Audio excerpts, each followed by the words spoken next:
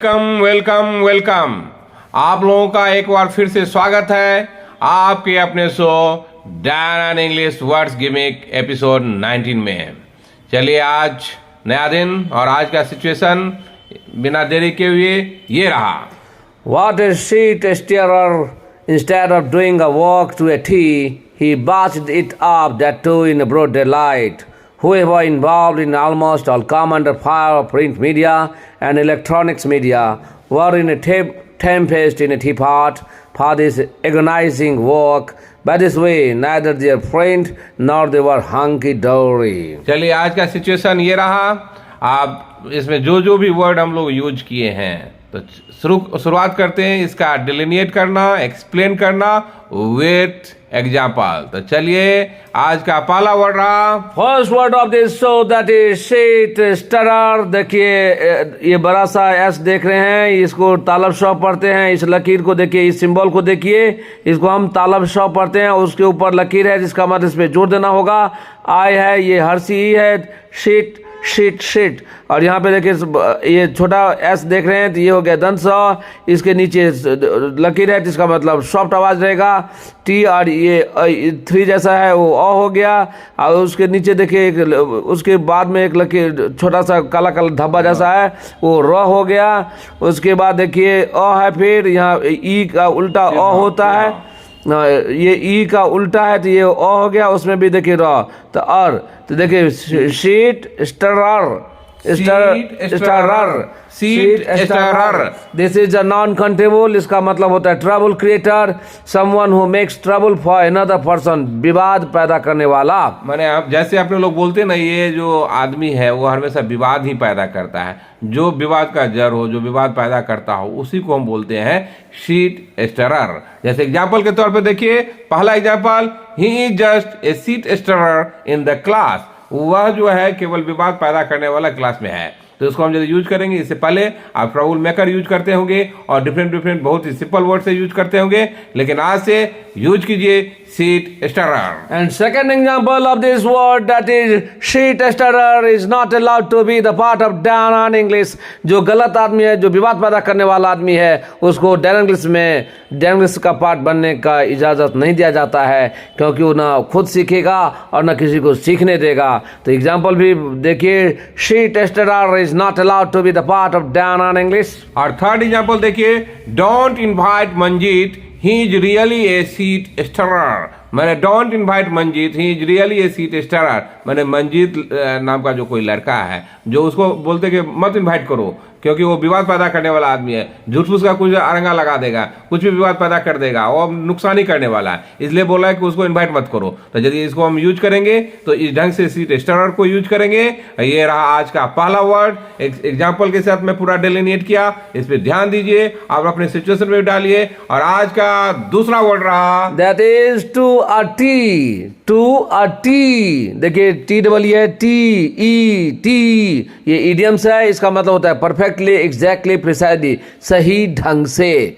To a T माने सही ढंग से। और ये जो हम लोग का पहल जो था, जो बहुत फीडबैक लेने के बाद जो कल से हम लोग शुरुआत किए, थोड़ा इसका अर्थ जो होता है जो हिंदी में भी थोड़ा देने लगे, तो आप लोग की सहूलियत के लिए मुझे आशा है कि आप लोग इससे बहुत लाभान्वित होते होंगे और आसानी से समझ पाते होंगे। चलिए इसका एग्जाम्पल देखिए। पहला, Dan and English teachers the student to a tee. Dan and English teachers the student to a tee. मैंने डैन एंड इंग्लिश जो सही ढंग से अंग्रेजी पढ़ाता है। यहाँ जो कोई भी आता है, लिखने में हो, बोलने में हो, ग्रामर हो, all thing tip of the tongue होता है। और तरीका जो होता है बहुत ही आसान है, सही है, जिसको बहुत ही ईजी बोलते हैं। टू ए टी बोलेंगे मैंने सही ढंग से है। और इसमें ज्वाइन करने के बाद सबको ये धारा प्रवाह अंग्रेजी बोलने लगता है और बहुत ही आराम से लिखने भी लगता है, just like hot knife through butter. And second example of this idiom that is Neelu cooked fish to a tea। Neelu cooked fish to a tee. मैंने नीलू जो है मैंने सही ढंग से फिश बनाती है। उसको यदि हम कहेंगे,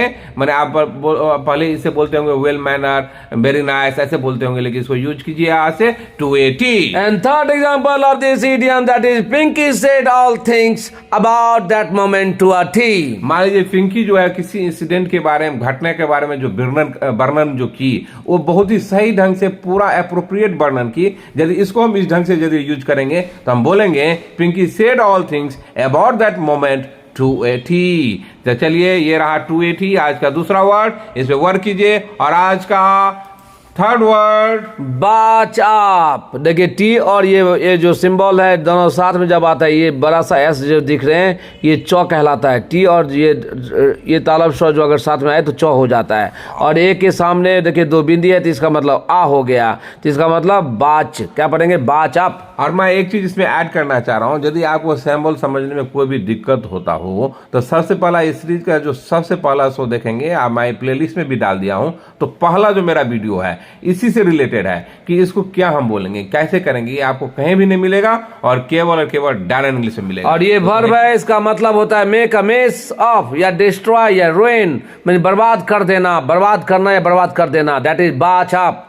The first example of this word, that is, many students botched up my time by talking nonsense. मैंने आप देखते होंगे जो स्टूडेंट जो रहता है, मान लीजिए आप अपने लॉज पे हैं, आपके रूम पे ही बहुत सारे स्टूडेंट आ गया और केवल बात करने, इधर उधर का बात करने में टाइम बर्बाद कर देता है, जब आप नहीं चाह रहे हैं लेकिन तो भी आप इन्वॉल्व हो जाते हैं, मैंने विलिंगली अनविलिंगली। तो उसको जब हम बोलेंगे तो इससे पहले आप बोलेंगे वेस्ट माई टाइम, ये बहुत सारा यूज करते होंगे छोटे छोटे हल्के वर्ड से, लेकिन आज से मेरे दोस्त यूज कीजिए आप बाच अप। मैंने ये हुआ मेनी स्टूडेंट बाच up my time bye talking nonsense. दूसरा एग्जांपल देखिए, Messi didn't botch up their penalty. आप जानते होंगे कुछ दिन पहले की बात है, जो world cup FIFA world cup जो फाइनल हुआ था उसमें अर्जेंटीना जो बहुत लंबे अरसों के बाद जीता था, उसमें मेसी जो था, जो उसको जो पेनाल्टी जो मिला था वो बर्बाद नहीं किया, वो हमने अपॉर्चुनिटी को मिस नहीं किया, तो उसको हम यूज करेंगे तो Messi didn't botch up their penalty. And third example of this word, that is avoid batching up your opportunity. Avoid batching up your opportunity. अगर अवसर कोई मिले,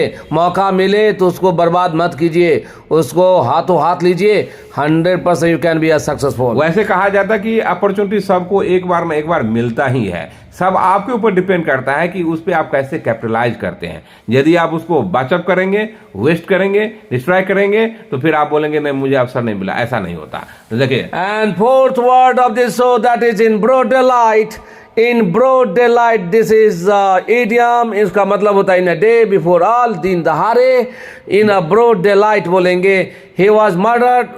जैसे देखिए अपने लोग बोलते ही हैं कि ये दिन दहाड़े ये घटना हो गया, ये हो गया, तो उसको जब हम इंग्लिश में एक इडियम्स होता है, इसका नाम होता है in broad daylight. Example से समझिए, पहला example, he was murdered in broad daylight, मैंने उनका जो मर्डर जो था वो पूरा दिन दहाड़े हुआ, तो उसको हम बोलेंगे he was murdered in broad daylight. दूसरा एग्जाम्पल देखिए, My mobile was stolen in broad daylight. My mobile was stolen in broad daylight. आजकल आप देखते होंगे छिटपुट घटना जो दिन दहाड़े होता है, मतलब थोड़ा आदमी का डर भी खत्म हो गया, दिन दहाड़े भी कोई घटना हो जाता है, और यही बोला है कि मेरा मोबाइल जो दिन दहाड़े ही, मैंने दिन के उजाले में ही उसको लूट लिया गया, चुरा लिया गया, तो उसको बोले हम my mobile was stolen in broad daylight. And third example is very interesting. देखिए, sometimes bad things happen in broad daylight and sometimes at night. देखिए ये इसको हम बोलने का तरीका होता है, कुछ घटनाएं जो दिन दहाड़े भी हो जाता है, कोई कोई घटना रात में भी होता है, तो छिटपुट घटना दिन में भी होता है, दिन दहाड़े में, उसको जो हम यूज करेंगे sometimes bad things happen in broad daylight and sometimes at night. My urge, my request, my suggestion, please try to be the part of Danan English. 10 times I said, still I am saying, if you like it, so please subscribe it, share it, and tell your well-wishers, and try to be the part of Danan English. इसलिए मैं कहता हूँ कि throw caution to the wind, nothing will be will of the wisp, pay heed on what is said by डानान English. चलिए आज का fifth word रहा come under fire. Come under fire ये एक इडियम है, इसका अर्थ होता है टू बी क्रिटिसाइज, मैं आलोचना करना, आलोचित जो होते हैं, यदि आपको कोई आलोचना करता है उसको बोलेंगे कम अंडर फायर। मान लीजिए कोई आप कोई काम किए हो, अप्रोप्रिएट ना हो, तो इसमें आपको आलोचना सहना पड़ता है, कोई आलोचना करता, उसी को हम बोलेंगे कम under fire. And first example of this idiom, that is Modi government has come under fire for its decision. मैंने आप देखते होंगे मोदी गवर्नमेंट कोई भी डिसीजन लेता है तो खास करके अपोजिशन की तरफ से उनको काफी आलोचनाओं का सामना करना पड़ता है, इसीलिए मैं बोला कि Modi government has come under fire for it decision. दूसरा एग्जांपल देखिए, Rahul ji has come under fire for managing the election campaign. Rahul ji has come under fire for managing the election campaign. मतलब इलेक्शन कैंपेन करने का तरीका जो है थोड़ा अलग है, इसलिए उनको काफी आलोचना का सामना भी करना पड़ता है। इसी के संदर्भ में ये सिचुएशन पे आधारित ये एग्जांपल है। हम लोग ये क्लियर कर देना चाहते हैं कि हम लोग किसी पार्टी पॉलिटिक्स से नहीं है। जो अप्रोप्रिएट है, जो करंट है, उसके बारे में मैं चर्चा करता हूं।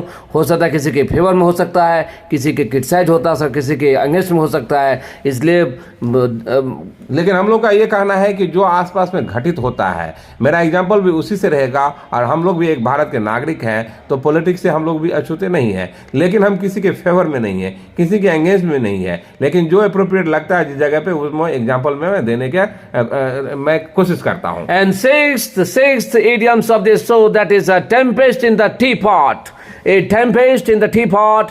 Idioms, this is something of no importance that causes a great deal of excitement or trouble. मान लीजिए कोई चीज बहुत छोटा आपको लग रहा है, मैंने बात का बतरंग करना जो बोलता है, मैंने छोटा भी चीज है लेकिन उस पर आदमी गुस्सा आ जाना, भड़क जाना, बहुत ही गुस्से में आ जाना, उसी को जब हम इंग्लिश में बोलेंगे तो उसको अच्छे एक वर्ड इडियम से रिप्लेस कीजिए, ए टेम्पेस्ट इन द टीपॉट। इसका एग्जांपल देखिए, ए statement of many leaders seemed like an innocent remark against Ramcharitmanas, but set off a tempest in a teapot. मतलब बहुत सारे नेता आजकल आप देखते होंगे, मैं किसी के नाम नहीं लेना चाहता हूँ और किसी की फेवर नहीं बोलना चाहता हूँ, लेकिन आजकल रामचरितमानस पे बहुत चर्चा चल रहा है और कोई अगेंस्ट में बोल रहा है, कोई फेवर में बोल रहा है। तो शुरू में लग रहा था कि इनोसेंट निर्दोष रिमार्क है, लेकिन इसी पे बवाल खड़ा हो गया है। बहुत ज़्यादा झगड़ा कर रहे हैं सब, उसी से रिलेटेड है। तो statement of many leaders seemed like an innocent remark against Ramcharitmanas but set off a tempest in a teapot. Second example देखिए, Modi government pass a triple talaq bill without having a tempest in a teapot. देखिए यहाँ पे जो है मैं ये tempest in a teapot का use किया और ट्रबल के सेंस में। मैं ये बोला कि मोदी गवर्नमेंट के द्वारा ट्रिपल तलाक बिल पास किया गया बिना कोई दिक्कत का, क्योंकि बाय एंड लार्ज सब सपोर्ट किया, फेवर किया था। इसलिए मैं इसको देखिए अलग अलग तरीके से हम यूज करते हैं, डिफरेंट यूजेज है, उस पर आप गौर फरमाइए। थर्ड एग्जाम्पल देखिए, and farmer bill of Modi government is a tempest in a teapot. Farmer bill of Modi government is a tempest in a teapot. माने फार्मर बिल जो था वो कोई ज्यादा ये नहीं था, लेकिन उसको आदमी बहुत ही ज्यादा तुल दे दिया उस चीज को, तो इसलिए मैं बोला farmer bill of Modi government is Tempest in a teapot. यदि आज का सेवंथ वर्ड रहा एग्नाइजिंग, AGONIZING। देखिए यहाँ पे ये ए उल्टा है और ई, तो ए और ई मिलके होता है ए। ऊपर देखिए लकीर है, इसका मतलब इस पे जोड़ देना होगा। फिर ई उल्टा है तो अ हो गया, ए आई है तो आई हो गया। जेड को दांत के पीछे टंग को चिपकाएंगे और उसके बाद घर्षण से निकालें तो ये होगा ज। और ये एन और एन का जो नीचे देखिए बढ़ाया हुआ है उसको अंग पढ़ते हैं तो क्या हो गया, एगनाइजिंग। क्या पढ़ेंगे, एगनाइजिंग। This is adjective. इसका मतलब होता है कॉजिंग एक्सट्रीम फिजिकल और मेंटल पेन। जैसे अपने लोग बोलते हैं हिंदी में, ये मेरा सिर दर्द हो गया है, मतलब कोई चीज में काफी ज्यादा परेशान हो रहे हैं, तो उसी को हम बोलेंगे एगनाइजिंग। जैसे एग्जांपल के तौर पे देखिए, पहला example, no more no you can face with an agonising confusion regarding English. मैंने इंग्लिश से रिलेटेड कोई मैंने इंग्लिश को आप सिर दर्द मत समझिए, इंग्लिश में आप कोई दिक्कत नहीं होगा क्योंकि अब डैनन इंग्लिश आपके नजदीक आ गया है। तो यदि आपको कोई भी प्रॉब्लम है तो please make a belong to डैनन English. Second example of this word, that is we all went through an agonizing year after year during corona. ये सब कुछ इसमें जानते हैं कि कोरोना के समय में सब ही पूरा ही प्रेशर के सिचुएशन में थे, बहुत ही दिक्कत में थे, सब पूरा पेन से गुजर रहे थे। ये तो सच्चाई है, इसमें कोई छुपाने की बात है नहीं, सब कोई वाकिफ है इससे। चलिए आज का 8th word, that is hunky डोरी। हंकी डोरी, HUNKY, हंकी डोरी, दिस इज एडजेक्टिव। इसका मतलब होता है फाइन, ओके, सेटिस्फैक्टरी। मतलब कहने का यह है कि अगर ये ओके के जगह पे आप हंकी डोरी कह सकते हैं, इट्स हंकी डोरी, इट्स ओके, मैं संतोष प्रसाद, अच्छा। जैसे एग्जाम्पल के तौर पे समझिए, पहला example, all Indians are hunky डोरी when Virat Kohli is on crease. ये आप भी जानते हैं कि विराट कोहली जो इंडियन क्रिकेट टीम के बहुत ही अच्छे प्लेयर हैं, बहुत ही अच्छा खेलते हैं, आदमी उस पर बहुत ही विश्वास दिखाते हैं, संतुष्ट होते हैं और सब बोलते हैं सब कुछ ठीक है यदि विराट कोहली यदि क्रीज पे है, सब कुछ हो जाएगा, संतुष्ट रहता है, सेटिस्फैक्टरी है। And second example of this word, that is, all students are hunky-dory after becoming part of Danan English. All students are hunky-dory after becoming the part of Danan English. मैंने ये हम लोग का कहना है कि मैं ये अपना ये पर्सनल व्यू नहीं बता रहा हूँ, ये मैं स्टूडेंट का फीडबैक बता रहा हूँ, उनका गार्जियन का फीडबैक बता रहा हूँ। जो कोई भी डायना इंग्लिश का पार्ट हुआ है या अभी भी है, उन लोगों का बहुत ही सेटिस्फैक्ट्री इनका कम्प्लीमेंट है इसका। और ये बोले कि डायना इंग्लिश में आने पे सब कुछ ठीक हो जाता है, न लिखने का दिक्कत, न बोलने का दिक्कत, न ग्रामर का कोई दिक्कत, न कर्सन में कोई प्रॉब्लम होता है, केवल पढ़ते पढ़ते मेरा आंसर बन जाता है। इसलिए मैं बोला कि ऑल स्टूडेंट्स आर हंकी डोरी after becoming the part of Diana English. Third example देखिए, no one can be hunky डोरी इफ यू हैव डिजीज।